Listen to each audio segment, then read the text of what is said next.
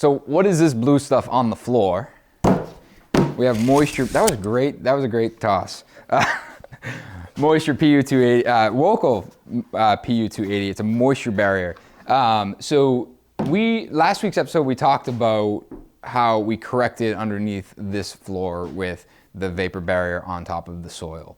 And a few episodes prior to that, we were talking about using this as our moisture block, which we are using. Ultimately, we're using this to prevent moisture from making its way into the hardwood. But why are we installing it so soon in this project? We did it to try to make sure we had a continuous layer underneath the walls that are going to get framed this week. So, and realistically, it's a small space. Was this a day, a couple days? How long did it take to get this whole floor coated? Not very long. Let's call it 2 hours, but it was a small amount of work for. So a couple rollers, a couple trays, got this whole floor covered in 2 hours. So to be able to cover the entire floor before we frame really prevents any of that moisture from potentially creating the imbalance from subfloor to hardwood. Potentially. We're not planning for that to happen, but. It's a preventative measure for us to, one of the biggest things that we see, especially in new homes and new projects, is that, hardwood comes in at one moisture content, your subfloor is at another moisture content. And when you see a floor cup cup or crown, typically that's because there's an imbalance between the two surfaces. The subfloor and the hardwood need to be, I forget exactly, I think it's 2% moisture content, within 2% of each other. Someone's definitely going to correct me on that, and Doug, we should look it up and we'll drop it on the screen.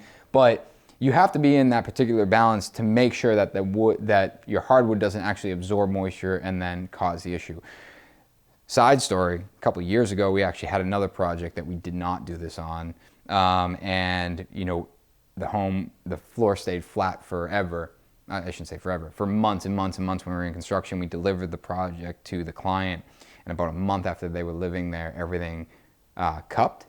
So I came in, I said, hey, I want to fix everything. I resanded, I don't know if you know this story. I resanded the entire floor, restained it. It was a very big house. Restained it, gave it back to them, only for the floor then to balance, and now it's crowned. And and we had another project months later, a small project, same thing happened. The floor cupped a little bit. And I was like, I'm not sanding this. Let's just let this run through a complete year cycle, and it balanced out. And it's interesting, and because everything, the moisture is kind of figuring out where it needs to live, and then everything kind of settles and finds its home. But doing this is basically replacing like a tar paper or rosin paper or an underfloor layment, underlayment for, man, I am struggling today, but you're just gonna keep going. Underlayment. So now you've transferred your control line down on the floor here. You got your center line, which is reference off upstairs as well. Yep. You got all your walls laid out. And once these walls are installed and when we get to finish, you're actually gonna do a second coat, right? We are. Yep, I mean, at this point, we don't want it to get scratched up or anything like that. No point in doing the finish right now. Let's get the walls built and do one final coat. Right, and like I said, it's 2 hours worth of work. But what's going on with this? Because this wasn't here last time. This looks like it's holding something really important up. It's holding the structurals that we've been talking about. So when we installed our steel beam. Yeah, that bracket like that on the other side was also one here. And when we did it, the bolts were just kind of floating around. You could tell they weren't grabbing like everything else, and they're epoxy. Mm-hmm. You were wrenching down on them and they were just kind of sliding out. So we knew there was a problem. So we supported the beam, took the bracket off. And there's a big old hole. Yeah, we had to punch some exploratory holes to see what was going on. And there's actually a void behind this brick wall before you get to the brick wall on the other side. Which is not typical. Typically you're gonna see a 3 brick wide wall, or at least three, sometimes 4. And one of you guys had asked on YouTube about, this isn't, or made a comment like you can't support structural steel this way. You absolutely can. This structural steel is designed to be supported on these clips. This is designed by a structural engineer, and it's not supporting the entire building. If this was supporting an entire building or a heavy enough load to require a footing, we would have installed some sort of footing. This is not holding an enormous load. It's basically framing our staircase opening, and the load impacted is absolutely supported by a bracket such as the steel bracket over there that we talked about last time, And it would have been supported here should this have been a solid brick wall like we had expected. Yeah. But since we didn't, you talk about the exploratory hole. At this point, what's our next move? How do we move beyond this? So we need to gather information, see what's going on is the first move, and then reach out to the engineers and let them know where we're at. They're the ones that designed the bracket in the first place, so they're going to walk us through the repair moving forward. And do we have some sort of understanding of what that repair might look like? At this point, this all needs to be repaired.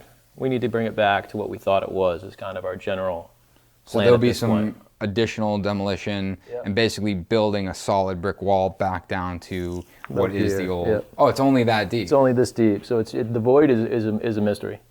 So we No have one no knows idea why why. this is here, and there's some I don't know what's in there, but it was full of dirt at an angle like this. It's 2 feet by 46 inches, Really interesting. starting at about right here. And we confirmed that there's no gold or money in here. We checked. Okay. We sifted through the dirt that came out. Nothing in there. Would you tell me if there? Me and Pat, we decided we wouldn't. Pat's not in today, No, so well, he's probably already we spending weren't the money going to tell you. somewhere. Yeah, we weren't going to tell you. He's on vacation. Yeah. And you're leaving next He week. might have taken. Yeah. I'm going to We be might have- alone yeah. next week on site. We Well, might have found some stuff that we're not telling you about. Okay, fair enough. I didn't find it. You did. So this is in the structural engineer's court right It now. is. But ultimately we're going to end up with the same detail as we have over here with the structural steel bracket that is indeed bolted. And these, like Tim said, these anchors are put into the brick, and they actually have a mesh that wraps around that anchor, and it gets filled with epoxy, and that basically helps bind that anchor into that brick wall. Is that right? Yeah, yeah. The epoxy actually squeezes through the mesh, and adheres to there. It's for hollow brick. It's designed for hollow brick. That they're designed for hollow brick. Gotcha. We have solid brick here. Yeah. But it's still a good way of going about our holes and epoxy. Speaking of brick, I noticed you guys got the Proseco membrane on this wall, but upstairs you got the Fast Flash. Yep. Let's take a look at that.